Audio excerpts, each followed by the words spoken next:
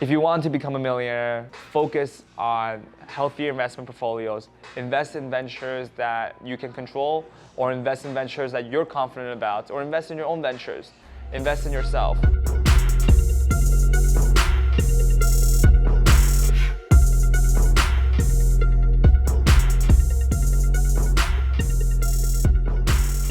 I want to share a painful story of mine that have changed me and changed my mindset, and hopefully can help you guys and share a piece of insight and just some truth rather than all the advertisement and stories that you might hear. 3-4 years ago, I have invested in this company called Sun Edison, where I lost almost $400,000 in just that one stock. I've also lost over $150,000 in option trading Apple call options on the wrong times. What I have learned in all these experiences, I believe you and me as a retail investor, meaning a company without big data and analysis, it's not like a hedge fund that has analyzing power, are not in the right place to make trades on a short-term level. Short-term swing trades, day trading, all these words you've probably heard of from someone that's saying, hey, you gotta do this, or you've seen a Google ad or a YouTube ad about how you can become a millionaire investing into a few stocks.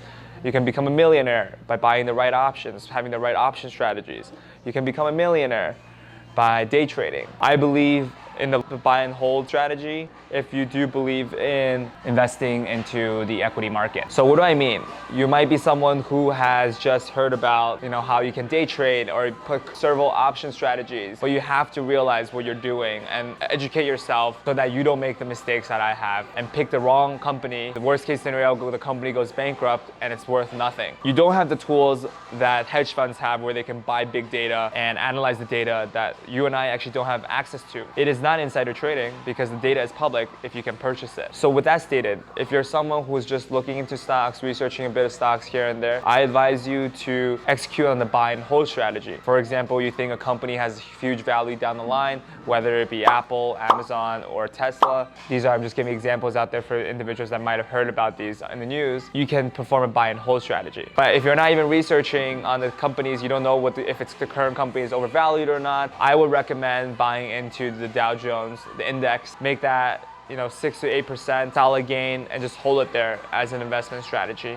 I would avoid trying to pick the winner of a stock and putting all your eggs in one basket because it's very hard to time the market. On top of that, you're actually losing money. You don't have the research tools, you don't have the big data, you don't have the knowledge, you don't have the financial analysis, you're paying the more expensive premium on the bid and ask prices. With all those things, you're basically playing against the professionals of a hedge fund or a proprietary trading firm with your own MacBook at home. How can you win? How can you have an advantage in this game? You have to realize that the barrier to entry is very low now that you have Robinhood. You have E-Trade that's all commission free that looks great on the outside, but you actually are paying the higher bid and ask prices, so you're really paying a premium there. You have to ask yourself, what is your investment horizon? What are you trying to get out of these investments? If you're looking to retire one day and you're looking to have $1 million in the bank, I will highly recommend looking into alternative options that's safer, that you're making 5 to 6% a year. And on the side, I have alternative investments in rental properties, automated investment funds that help me invest. And I also run debt financing, so I loan out money as well. That has allowed me to create a healthier portfolio of investments. Or you can buy into an index fund. That is the only way that I see long-term growth in creating a healthy investment portfolio. Do not listen to the overnight riches. Do not listen to any of that. Invest in ventures that you can control, or invest in ventures that you're confident about, or invest in your own ventures.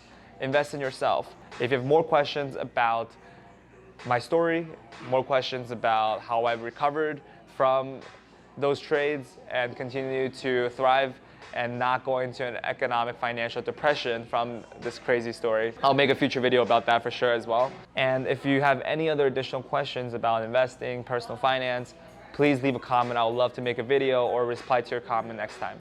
Thank you so much for watching. I hope to see you next time.